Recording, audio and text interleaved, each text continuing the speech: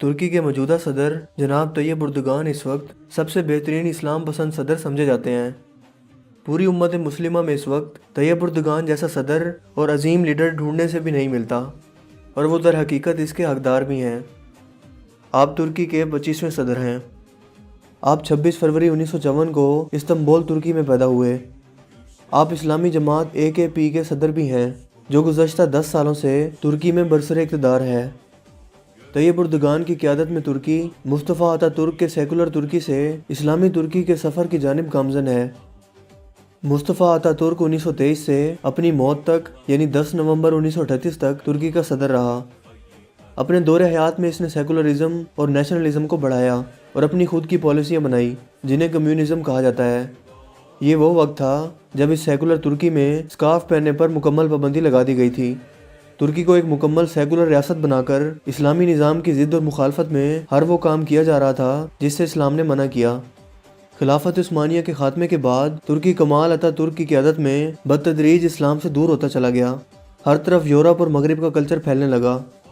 इसी दौरान तुर्की में एक ऐसा अजीम शख्स और लीडर जन्म लेता है जिसे दुनिया तैयब उर्दुगान के नाम से जानती है। पहले वो एक शहर के मेयर मुंतखब हुए, जिसके बाद वो अपनी ईमानदारी, बहादुरी, खलूस और तरक्याती कामों की बदौलत तरक्की करके सदारती उम्मीदवार के इलेक्शन तक जा पहुँचे।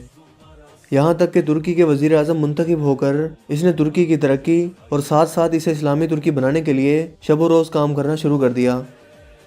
वो कायदाना सलाहियतों के हामिल एक ऐसे शख्स हैं जो दुश्मन को ऐसी खामोश मार मारते हैं कि मगरबी ममालिक समेत सेकुलर सिर्फ इनका मुंह देखते रह जाते हैं। वो ना सिर्फ अपनी तुर्किश कौम के अजीम लीडर हैं, बल्कि पूरी उम्मत मुस्लिमा का दर्द रखने वाले इंसान भी हैं, जिसका अंदाज़ा आप इस बात से लगा सकते हैं कि शाम के सबसे ज़्यादा पनाह गज़ीन तुर्की में ही पनाह लिए हुए हैं।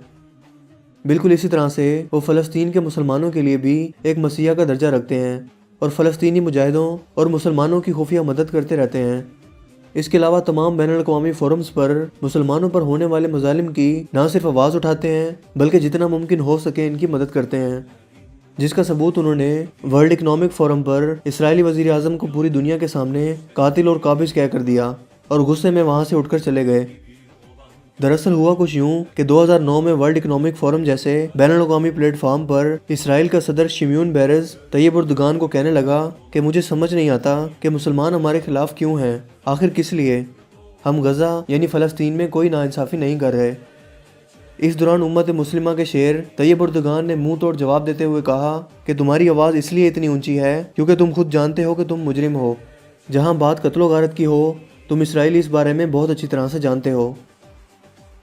इस वाक़ये ने तैयब उर्दुगान को मुस्लिम दुनिया का हीरो बना दिया। वो इस वक्त इस्लामी दुनिया के मकबूल तरीन लीडर हैं, जो लाइव शो के दौरान मासूम बच्चों के कातिल शिमोन पेरेज़ से गुफ्तगू अधूरी छोड़कर वॉकआउट करके चले गए।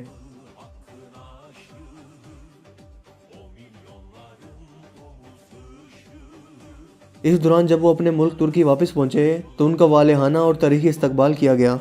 लाखों लोगों के मजमे ने अपने लीडर का बड़ी गर्मजोशी से इस्तकबाल किया और आवाम के दिलों में इनकी मोहब्बत और इज़्ज़त मज़ीद बढ़ गई। जब भी इसराइल ने गज़ा पर बमबारी की तो उर्दुगान ने खुलकर जुर्रत से फ़लस्तीनियों के हक़ में आवाज़ बुलंद की, इसराइल के मज़ालिम की मज़म्मत की और कहा कि अल्लाह पाक जल्द इन काफरों को सज़ा देगा जो मासूम बच्चों और इंसानों पर जुल्म करते हैं। दोस्तों, तुर्की में शायद ही कोई ऐसा आपको पोस्टर नज़र आ जाए जहां तैयब उर्दुगान की तस्वीर ना हो। इस वक्त भी इनकी जमात सियासी तौर पर मजबूत और वाज़े बरतरी पर नज़र आती है, जिसने दुनिया की सबसे बड़ी सेकुलर रियासत को मुसलमान रियासत बनाने का ख्वाब देखा और इसे हकीकत का रूप देने के लिए दिन रात एक कर दिया। तैयब उर्दुगान सेकुलरिज्म के बारे में कुछ ये नज़रियात रखते हैं। कोई भी इंसान एक वक्त में मोमिन और काफिर नहीं हो सकता और सेकुलर शख्स को मुसलमान नहीं कहा जा सकता, क्योंकि मुसलमानों के लिए अल्लाह ही सबसे बड़ी और अजीम हस्ती है। अल्लाह ही इनका हाकिम है और इसी की हाकिमियत पर हर मुसलमान ईमान और यकीन रखता है। इसके बरक्स सेकुलर शख्स लोगों को ही बरतर और अथॉरिटी मानता है, जो एक मुसलमान का अकीदा हरगिज़ नहीं हो सकता। अपनी इसी सोच को लेकर 2007 में उन्होंने अपनी पार्लियामेंट में ऐलान किया कि सेकुलर सिस्टम फेल हो चुका है और हमारी रियासत को तबाह कर रहा है, लिहाजा हम बहुत जल्द इसे बदल देंगे। आज के दौर में वो तुर्की जो दुनिया का सबसे ज़्यादा सेकुलर मुस्लिम मुल्क समझा जाता था, आहिस्ता आहिस्ता उर्दुगान की क़यादत में इस्लामी तुर्की में तब्दील हो रहा है। इसकी वजह यह है कि तुर्क अवाम खुद इस्लामी निज़ाम चाहते हैं। वो मगरबी निज़ाम और कल्चर से तंग आ चुके हैं, जो हर गुजरते वक्त के साथ इनके अकायद और रियासत को तबाह कर रहा है। لہٰذا انہوں نے ایک ایسے لیڈر کو ووٹ دیا جس نے اسلامی نظام لانے کا وعدہ کیا، جس کی بیوی حجاب پہنتی ہے۔ ایسا سیکولر ملک جہاں ایک وقت میں حجاب پہننے پر پابندی تھی، آج صدر طیب اردگان اور سابقہ وزیر اعظم عبداللہ گل کی بیوی بھی حجاب اوڑھتی ہیں، جو یہ ثابت کرتا ہے کہ ترکی اسلامی روایت کی جانب بڑھ رہا ہے۔ طیب اردگان کی جماعت نے اقتدار میں آ کر تعلیم پر زور دیا اور تمام وسائل بروئے کار لا کر اپنی قوم کو شعور دینے کی کوشش کی۔ بے شمار سکول اور مدارس کھولے جہاں حفظ و قرآن کی تعلیم سب سے پہلے دی جاتی ہے۔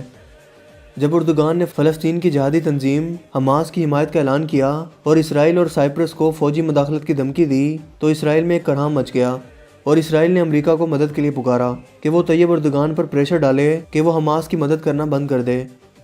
لہٰذا امریکہ نے حسب روایت اردگان کی حکومت کو ایک دہشت گرد ریاست کے طور پر متعارف کروانا شروع کر دیا اور دنیا کو اسے ایک خطرہ کہہ کر اس سے نمٹنے کے لیے تیار کرنے لگا۔ مگر اس سب کے باوجود اردگان اپنی بات پر ڈٹے رہے اور فلسطین کی اس جہادی تحریک حماس کے سربراہ سے اظہار یکجہتی کے لیے ان کے ہاتھوں میں ہاتھ ڈال کر کہا کہ ہاں ہم ایک ہیں، وقت آ گیا ہے کہ فلسطین میں اسلامی حکومت پھر سے قائم ہو۔ میں دنیائے اسلام کے تمام رہنماؤں کو بھی دعوت دیتا ہوں اور پکارتا ہوں کہ وہ بھی ہمارے ساتھ چلیں، لہٰذا جو بھی ہمارے راستے میں آئے گا اسے خوار ہونا پڑے گا۔ اسرائیل میں اردگان کے اس اعلان کے بعد بغاوت بلند ہو گئی اور وہ باقاعدہ اسرائیلی دشمن کی حیثیت اختیار کر گئے، جبکہ فلسطین اور غزہ کے مجاہدین اور عوام کے ہیرو بن گئے۔ آپ نے تقریباً 250 ملین امریکی ڈالر مالی امداد حماس کو فراہم کی اور فوجیوں کی باقاعدہ ٹریننگ بھی کروائی۔ یہ مدد ایسے وقت میں کی گئی جب ایران نے شام میں صدر بشار الاسد کا ساتھ نہ دینے پر حماس کی امداد بند کر دی تھی۔ طیب اردگان ہمیشہ ترکی کی بجائے پوری امت مسلمہ کے مسلمانوں کی بات کرتے ہیں۔ ترکی کی نوجوان نسل بھی ان کے ساتھ کھڑی ہے، یہاں تک کہ دشمن طرح طرح کی سازشوں میں مصروف ہو کر بھی اب تک ان کا کچھ نہیں بگاڑ پائے، جس کا ثبوت 2016 میں امریکی سازش پر مارشل لا لگانے کی کوشش کی تو اپنے اس عظیم لیڈر کی حکومت کو بچانے کے لیے عوام آرمی کے ٹینکوں کے آگے لیٹ گئی اور اپنی جان پر کھیل کر ان کی حکومت کو بچایا، کیونکہ ترکی کی فوج ایک سیکولر فوج ہے۔ کچھ ہی عرصہ پہلے روہنگیا مسلمانوں پر ہونے والے ظلم پر طیب اردگان نے سب سے پہلے بین الاقوامی فورم پر آواز بلند کی اور اسلامی امت کو متحد کرنے کی کوشش کی، جس کے نتیجے میں ایران اور دوسرے اسلامی ممالک اختلافات بھول کر ایک ہونا شروع ہو گئے اور دھمکی دی کہ اگر یہ مظالم کا سلسلہ بند نہ ہوا تو ہم اپنی فوجیں روہنگیا کے مسلمانوں کی مدد کے لیے بھیج دیں گے۔ ایک طرف طیب اردگان جیسے عظیم لیڈر ہیں اور دوسری طرف ہمارے پاکستان کے حکمران جو رشوت، بدعنوانی اور دولت کو لوٹ کر صرف اپنے خزانے بھرنے میں مصروف ہیں۔ طیب اردگان اپنی قوم کو تعلیم اور شعور دے کر ایک عظیم قوم بنانے میں دن رات ایک کر رہے ہیں۔ لوگ ان کی محبت میں جان بھی دینے کو تیار ہیں، انفراسٹرکچر اور اسلامی روایت کو پروان چڑھا رہے ہیں، امت مسلمہ اور حق کی بات کرتے ہیں، یہاں تک کہ کچھ لوگ امید کرتے ہیں کہ شاید طیب اردگان کی حکومت میں اسلامی خلافت دوبارہ قائم ہو جائے گی۔ آپ نے اپنی ایک تقریر میں صاف الفاظ میں یہ کہہ دیا تھا کہ یقیناً اس کھنڈر کی تہذیب سے ایک نئی تہذیب ابھرے گی جو اسلام کے عروج کا باعث بنے گی، اور مسلمان اپنے سفر کا آغاز وہیں سے کریں گے جہاں سے انہوں نے چھوڑا تھا۔ جمہوریت کبھی بھی ہمارا مقصد نہیں رہا، کیونکہ یہ محض ایک غیر اسلامی ہتھیار ہے۔ طیب اردگان خاموشی سے ترکی کو ترقی کی راہ کی جانب گامزن کر رہے ہیں، لہٰذا مغربی دنیا میں ایک کرام مچ چکا ہے۔ یہی وجہ تھی کہ مارشل لا لگا کر ان کی حکومت کو توڑنے کی کوشش کی گئی۔ آپ کو کیا لگتا ہے کہ کیا طیب اردگان ترکی کو ایک اسلامی ریاست بنانے میں کامیاب ہو پائیں گے، اور کیا خلافت ایک بار پھر سے قائم ہو پائے گی جس کی قیادت ترکی اور اردگان کریں گے؟ اپنی رائے کا اظہار کمنٹس میں ضرور کیجیے گا۔ مجھے امید ہے کہ آپ کو ہماری یہ چھوٹی سی کاوش ضرور پسند آئی ہوگی۔ اگر ویڈیو آپ کو اچھا لگا تو اس ویڈیو کو لائک کیجیے اور دوستوں کے ساتھ شیئر کیجیے۔ مزید اس طرح کی ویڈیوز کے لیے آپ ہمارے چینل کو ضرور سبسکرائب کیجیے۔ چینل کو سبسکرائب کرنے کے بعد بیل کے آئیکن پر بھی ضرور کلک کیجیے تاکہ اس طرح کی ہر نئی آنے والی ویڈیو کو نوٹیفیکیشن آپ کو سب سے پہلے مل سکے۔ میرا نام ہے حسیب شفقت اور آپ دیکھ رہے ہیں ہسی ٹی وی۔ میں ملوں گا آپ سے ایک نئی انٹرسٹنگ ویڈیو میں، تب تک کے لیے اپنا بہت سا خیال رکھیے گا۔ Thanks for watching this video. اللہ حافظ۔